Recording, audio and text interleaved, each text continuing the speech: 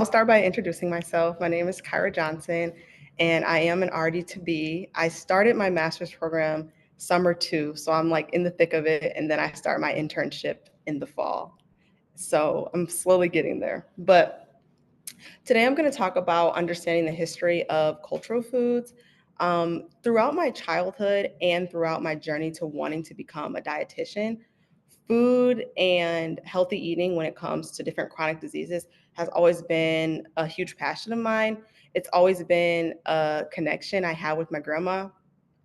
She's from the South. She has a lot of siblings, a lot of kids, and chronic diseases are very prominent in my family. She's had two kids with heart transplants, siblings with diabetes, with strokes, just a plethora of things. And so as a kid, we always kind of bonded over how we can slightly just small changes in our diets. Like we would always go to Dollar Tree and we would buy like the frozen vegetables just to incorporate more things into our diets. And so this has always been something very that I'm very passionate about. You can go to the next one.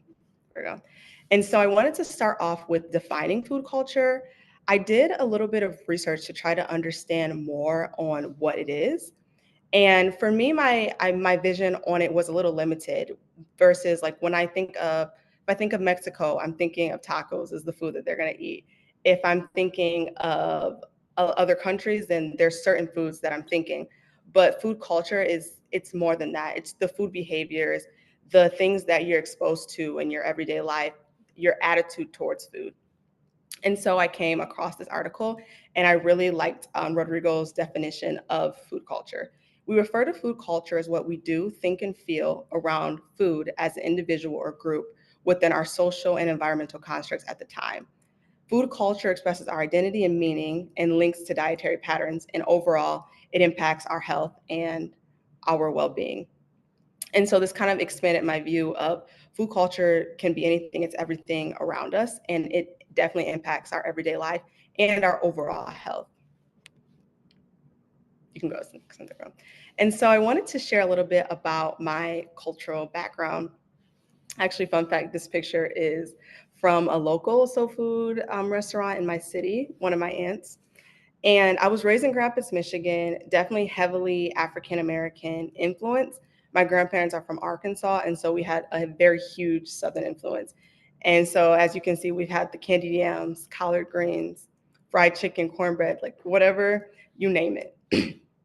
And these are things that we like had weekly. Like my grandma was always cooking fried catfish, my mom always fried chicken. But one thing that always stood out to me, even from a kid, was our attitude towards the different foods. And everyone loved the food. It's something that tastes very good. And they're always like, I can't wait to eat this. But I feel like common comments were like, I know I don't need this, but I'm going to eat it anyways. Or I can't wait to eat the food, even though I know it's not good for me. And when I actually think about the ingredients themselves, like we have collard greens and okra, sweet potatoes, these are all like nutrient dense foods that I'm like, these have a lot of potential to contribute to a balanced diet. And so I remember in high school, I took a foods class and we had to create this presentation of the vegetable being a star of one of our recipes. And so I came across this Jamaican cabbage recipe, and it was like cabbage and corn and bell peppers and carrots.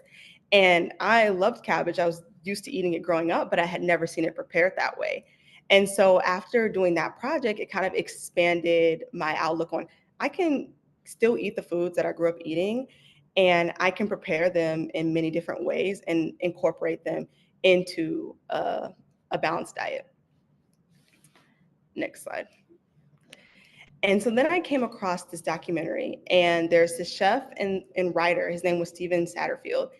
And he went to Benin, Africa, and then he went to South Carolina and Virginia and Texas. And he visited different markets and talked to many different chefs and really got to the understanding of the foods that they prepared and why they prepared them. And the thing that really stood out to me was how passionate they were about what they were cooking, which brings me to the definition of kind of what we call the cultural cuisine, which is soul food, and how it received its name. And because it's something that you can feel when eating. And the reason that they eat certain things and why they're eating things, it comes from the feelings that they get from them. And so in the markets, he would talk to the chefs, and sometimes what they were eating was because of what they had accessibility to. Okay, next slide. And so that brings me to all the different cuisines and the parallels between African cuisine and cuisines that we now eat in America, or what they always refer to as the New World. And one thing that really stuck out to me is the yam and the sweet potato. And I don't know if anyone else relates to this, but growing up, I always thought they were the same thing. And I would always ask my mom, like, what is the difference between a yam and sweet potato? Why are they called two different things? Like, I don't understand. And sometimes I would even Google it, and I feel like I never understood what the difference was. And the parallel between these two vegetables is yams are a very, very big root vegetable. And I would even say it's not as sweet as a sweet potato. But when slaves were brought over to the US, it's not something that made the voyage. And so they just adapted to the next best thing. And that's why it's such a common staple in our diets today, or my diet today. And then another really prominent vegetable is okra. And it's generally used in stews and soups to help thicken it. And it's just a huge staple in the South. And it was always a huge staple in my grandma's kitchen. And it was a huge staple in Benin, Africa as well. But it's something that made the voyage. And now it's something that we eat widely in the US. And you can generally find it anywhere. And so there were just all these parallels, and it really had a big impact on me to understand where all of these foods come from and how important it is that sometimes it's not just the things that we're eating, it's why we're eating them and how we feel when we're eating them, and the connections that we're cultivating and creating. Next slide. And so these are just a few pictures, especially if you haven't seen the yams before. In the top left is the yam, and then you have the sweet potato and faba beans, and of course rice, which is a really big staple crop in many cultures and cuisines. So why do I think this is an important educational topic in the dietetics field? And one thing this brings me back to is in my undergrad, I had a case study, and it was of an Indian lady that we had to create a diet plan for. And my professor was very particular, like, make sure that when you're creating this plan that you are taking into account what types of foods they eat. And I am pretty culturally relevant, I would say. And so I was really excited to do something like this. Like, I had a good idea for what I wanted to do. But the more that I thought about it, that it's more than just, okay, what foods do they eat? It's really understanding like the regions that they're from and why they're doing certain things, the way they live their lives, the attitude towards their food and food behaviors. And all of those things help us understand why we eat the way we do, why we're choosing these foods. And furthermore, understanding where our food come from. And so overall, it has an influence on our choices and ultimately our overall health physically and emotionally. And I feel like Rodrigo put it really well. Understanding our current food culture is necessary to articulate the complexities that influence our food behaviors, our values, our beliefs, and have important implications for our physical and mental health and well-being. And so I just wanted to close on just leaving a little bit of food for thought on your own cultural background.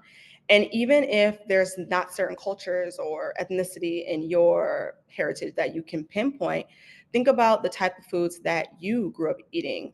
Currently, I'm working actually at a camp for kids who have allergies. And we are always trying to create like kid friendly foods. And so I know some staple foods for kids in like the Midwest is macaroni and cheese, peanut butter and jelly. So, what were the consistent recipes in your childhood? What were some of your favorite dishes or food? And ultimately, what impact do you think your food background, the attitudes that your family has had towards food, what impact do you think this has had on your health and your overall relationship and view towards food? So, just something to think about. And that is the close of my presentation. So, thank you so much for listening.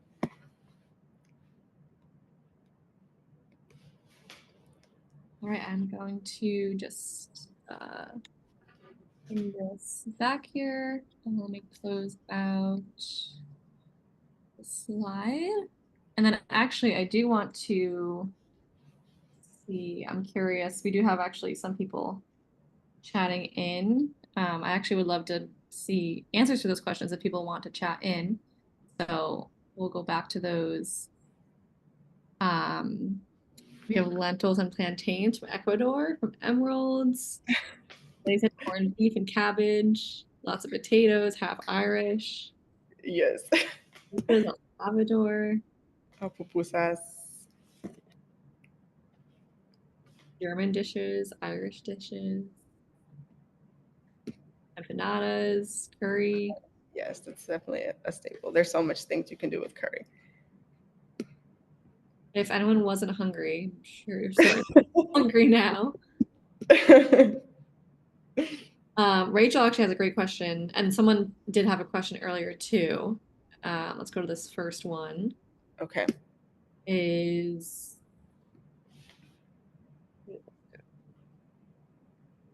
it may have come down to the bottom here. So, how can we get more exposure to other cultures and cuisines? Okay, that's a good question. So that is why I shared the documentary that I came across, because I think it's easy to just Google, like if you hear about a culture, okay, what are their food staples?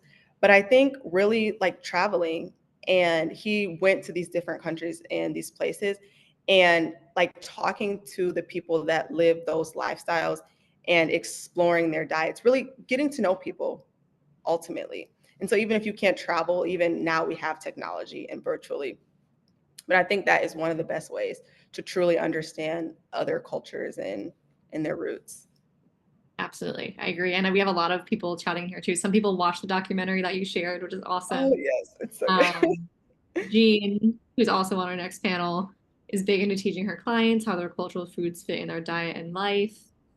It makes it easier to talk with people and relate to them. All amazing points. And something that is touched on in our education, not so much though. So it's really great that we're having this discussion. And then one person asked, how do you go about implementing more cultural education for patients when programs may not highlight it? Or how do you incorporate that into like a nutrition education program? I think it probably depends, of course, like what, like if you're in clinical or how much time you have, and those kinds of things. But when I think back to the case study that I had to do for my class, I really try to not be like obvious about it. I don't know if that makes sense, but like for example, we had to hit a dairy requirement. Like, like there's like a certain amount of cups of dairy you should have per day. So I didn't just put, okay, I'm going to give her milk. I know one thing that's very common is chai tea, and generally it's like half milk, half water. And so really finding what meals already have what they need and kind of creating it like that is, I felt like, the best and most authentic way to do it. That, Yeah, that's fantastic. Great. Well, thank you so much. I love just like reading all of these in the chat. I'm going to be looking through these foods later. Definitely hungry. And I think everyone agrees trying new foods, new recipes, learning about others' cultures and trying their foods is really great. So thank you so much. And we wish you the best of luck on your RD2B journey. And thank you for being our first RD2B speaker. yes, thank you for having me, and thank you for listening, and those who asked questions. Thank you.